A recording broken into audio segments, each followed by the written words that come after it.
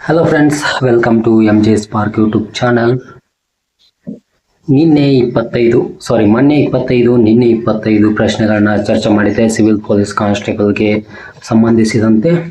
ಇವತ್ತು 25 ಪ್ರಶ್ನೆಗಳನ್ನ ತೆಗೆದುಕೊಂಡು ಬಂದಿದ್ದೀನಿ. ವಿಡಿಯೋ ಇಷ್ಟ ಆದರೆ ಲೈಕ್ ಮಾಡಿ, ಕೊನೆವರೆಗೂ ನೋಡಿ. 100 ಸಬ್ಸ್ಕ್ರೈಬರ್ಸ್ ಕೂಡ ಕಂಪ್ಲೀಟ್ ಆಯಿತು. Thank you friends. ಇವತ್ತಿನ ಮೊದಲನೇ ಪ್ರಶ್ನೆ ಬಂದ್ಬಿಟ್ಟು ಇತಿಹಾಸ ಮತ್ತು ಸಂವಿಧಾನ, ಇದರ ರಿಲೇಟೆಡ್ ಆಗಿರುವಂತಹ 10 ಪ್ರಶ್ನೆಗಳು. ಕರ್ನಾಟಕದಲ್ಲಿ 1857ರ ದಂಗೆಯ ಪ್ರಮುಖ ನಾಯಕ ಸುರಪುರದ ರಾಜ ಯಾರು? ಮೊದಲನೇ ಪ್ರಶ್ನೆ ನೋಡಿ. ಕರ್ನಾಟಕದಲ್ಲಿ 1857ರ ದಂಗೆಯ ಪ್ರಮುಖ ನಾಯಕ ಸುರಪುರದ ರಾಜ ಯಾರು? ಪ್ರಮುಖ ನಾಯಕನೂ ಅವನೇ, ಸುರಪುರದ ರಾಜನೂ ಅವನೇ. ಆತ ರಾಜ. ಇದಕ್ಕೆ ಉತ್ತರ ಅಂದರೆ ರಾಜ ವೆಂಕಟಪ್ಪ ನಾಯಕ. ಭಾರತ ಸಂವಿಧಾನದ ಯಾವ ವಿಧಿಯು ಅಸ್ಪೃಶ್ಯತೆ ಆಚರಣೆಯನ್ನ ನಿಷೇಧಿಸುತ್ತದೆ? ಆರ್ಟಿಕಲ್ 17 ಅಂದರೆ ವಿಧಿ 17. ಕರ್ನಾಟಕದ ಸಿಂಹ ಎಂದು ಯಾರನ್ನು ಕರೆಯಲಾಗುತ್ತದೆ? ಗಂಗಾಧರ್ ರಾವ್ ದೇಶಪಾಂಡೆ. ನೆಕ್ಸ್ಟ್ ಪ್ರಶ್ನೆ 4. ರಾಷ್ಟ್ರಪತಿಗಳಿಗೆ ಪ್ರಮಾಣ ವಚನ ಬೋಧಿಸುವವರು ಯಾರು? ಭಾರತದ ಸುಪ್ರೀಂ ಕೋರ್ಟ್ನ ಮುಖ್ಯ ನ್ಯಾಯಮೂರ್ತಿಗಳು ಅವರಿಗೆ ಪ್ರಮಾಣ ವಚನವನ್ನು ಬೋಧಿಸ್ತಾರೆ, ರಾಷ್ಟ್ರಪತಿಗಳಿಗೆ. 5ನೇ ಪ್ರಶ್ನೆ ಬಂದ್ಬಿಟ್ಟು ಬಂಗಾಳದ ವಿಭಜನೆ ಮಾಡಿದ ಬ್ರಿಟಿಷ್ ಗವರ್ನರ್ ಜನರಲ್ ಯಾರು? 1905ರಲ್ಲಿ ಬಂಗಾಳದ ವಿಭಜನೆ ಆಗುತ್ತೆ. ಇದನ್ನ ಮಾಡಿದಂಥ ಬ್ರಿಟಿಷ್ ಅಧಿಕಾರಿ ಅಂದರೆ ಗವರ್ನರ್ ಹೆಸರು ಲಾರ್ಡ್ ಕರ್ಜನ್. ಗ್ರಾಮ ಪಂಚಾಯಿತಿಗಳ ರಚನೆಯ ಬಗ್ಗೆ ತಿಳಿಸುವ ಸಂವಿಧಾನದ ವಿಧಿ ಯಾವುದು? ವಿಧಿ 40. ಇದು 6ನೇ ಪ್ರಶ್ನೆ. ಇನ್ನು 7ನೇ ಪ್ರಶ್ನೆ ಮಾಹಿತಿ ಹಕ್ಕು ಕಾಯ್ದೆ RTI ಆಕ್ಟ್ ಭಾರತದಲ್ಲಿ ಜಾರಿಗೆ ಬಂದ ವರ್ಷ ಯಾವುದು? ಇದಕ್ಕೆ ಉತ್ತರ 2005. ಇನ್ನು ಇತಿಹಾಸ ಮತ್ತು ಸಂವಿಧಾನದಲ್ಲಿ 7 ಪ್ರಶ್ನೆಗಳನ್ನ ಮುಗಿದವು. ನೆಕ್ಸ್ಟ್ ಸಾಮಾನ್ಯ ವಿಜ್ಞಾನ ಮತ್ತು ಪರಿಸರದ ಬಗ್ಗೆ ಇರುವಂತಹ 6 ಪ್ರಶ್ನೆಗಳನ್ನ ನೋಡೋಣ. ಸೂರ್ಯನಲ್ಲಿ ಶಕ್ತಿ ಉತ್ಪತ್ತಿಯಾಗುವ ಪ್ರಕ್ರಿಯೆ ಯಾವುದು? ನ್ಯೂಕ್ಲಿಯರ್ ಸಮ್ಮಿಲನ, ನ್ಯೂಕ್ಲಿಯರ್ ಫ್ಯೂಷನ್. 2ನೇ ಪ್ರಶ್ನೆ ಬಂದ್ಬಿಟ್ಟು ಮಾನವನ ರಕ್ತದ pH ಮೌಲ್ಯ ಎಷ್ಟು? ಸುಮಾರು 7.4. ಓಝೋನ್ ರಂಧ್ರ, ಓಝೋನ್ ಹೋಲ್ ಉಂಟಾಗಲು ಮುಖ್ಯ ಕಾರಣವಾದ ಅನಿಲ ಯಾವುದು? Chlorofluorocarbon, CFC. ಜೈವಿಕ ವಿಘಟನೆ ಹೊಂದದ ತ್ಯಾಜ್ಯಕ್ಕೆ ಉದಾಹರಣೆ ಯಾವುದು? ಪ್ಲಾಸ್ಟಿಕ್. ಮೇಜರ್ ಆಗಿ ಎಲ್ಲರೂ ಯೂಸ್ ಮಾಡುವಂಥ ಪ್ಲಾಸ್ಟಿಕ್. ಮಾನವನ ಅತಿ ಚಿಕ್ಕ ಮೂಳೆ ಯಾವುದು ಮತ್ತು ಅದು ಎಲ್ಲಿದೆ? ಸ್ಟೆಪಿಸ್. ಇದು ಕಿವಿಯಲ್ಲಿರುತ್ತೆ. ಬೆಳಕಿನ ವೇಗವು ಯಾವುದರಲ್ಲಿ ಗರಿಷ್ಠವಾಗಿರುತ್ತದೆ? ಬೆಳಕಿನ ವೇಗ ಯಾವುದರಲ್ಲಿ ಗರಿಷ್ಠವಾಗಿರುತ್ತದೆ ಅಂದರೆ ನಿರ್ವಾತ ಪ್ರದೇಶದಲ್ಲಿ. ನೆಕ್ಸ್ಟ್ ಕರ್ನಾಟಕ ಭೌಗೋಳಿಕತೆ ಮತ್ತು ಇಲಾಖೆಗೆ ಸಂಬಂಧಿಸಿದಂತೆ 6 ಪ್ರಶ್ನೆಗಳು. ಅದರಲ್ಲಿ ಮೊದಲನೆಯ ಪ್ರಶ್ನೆ ಕರ್ನಾಟಕದ ಕಾಫಿ ನಾಡು ಎಂದು ಯಾವ ಜಿಲ್ಲೆಯನ್ನು ಕರೆಯಲಾಗುತ್ತದೆ?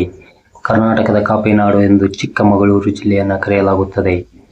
ಜೋಗ ಜಲಪಾತವು ಯಾವ ನದಿಯಿಂದ ಸೃಷ್ಟಿಯಾಗಿದೆ? ಜೋಗ ಜಲಪಾತವು ಶರಾವತಿ ನದಿಯಿಂದ ಸೃಷ್ಟಿಯಾಗಿದೆ. ಕರ್ನಾಟಕ ಪೊಲೀಸ್ ಧ್ವಜ ದಿನವನ್ನ ಎಂದು ಆಚರಿಸಲಾಗುತ್ತದೆ? ಪೊಲೀಸ್ ಫ್ಲಾಗ್ ಡೇ, ಏಪ್ರಿಲ್ 2ನೇ ತಾರೀಕು. ಪೊಲೀಸ್ ಠಾಣೆಯ ಉಸ್ತುವಾರಿ ವಹಿಸುವ ಅಧಿಕಾರಿಯನ್ನ ಏನೆಂದು ಕರೆಯಲಾಗುತ್ತದೆ? SHO ಅಂದರೆ ಸ್ಟೇಷನ್ ಹೌಸ್ ಆಫೀಸರ್ ಅಥವಾ PSI.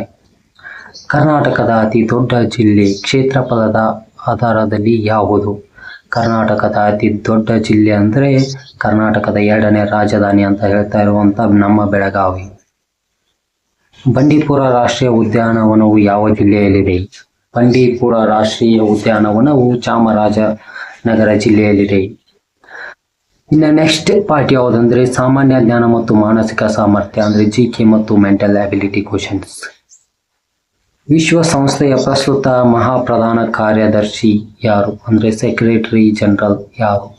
ವಿಶ್ವಸಂಸ್ಥೆಯ ಸೆಕ್ರೆಟರಿ ಆಂಟೋನಿಯೋ ಗುಟೆರಸ್. ಇವಾಗ ಜಸ್ಟ್ ಇರುವಂತಹ ಸೆಕ್ರೆಟರಿ ಆಂಟೋನಿಯೋ ಗುಟೆರಸ್. ರಾಷ್ಟ್ರೀಯ ಯುವ ದಿನವನ್ನ ಯಾರ ನೆನಪಿನಲ್ಲಿ ಆಚರಿಸಲಾಗುತ್ತದೆ? ಸ್ವಾಮಿ ವಿವೇಕಾನಂದರು, ಜನವರಿ 12ನೇ ತಾರೀಕು. 2024ರ ಪ್ಯಾರಿಸ್ ಒಲಿಂಪಿಕ್ಸ್ನಲ್ಲಿ ಭಾರತಕ್ಕೆ ಮೊದಲ ಪದಕ ಗೆದ್ದುಕೊಟ್ಟವರು ಯಾರು? ಮನು ಭಾಕರ್ ಶೂಟಿಂಗ್ ಅಲ್ಲಿ.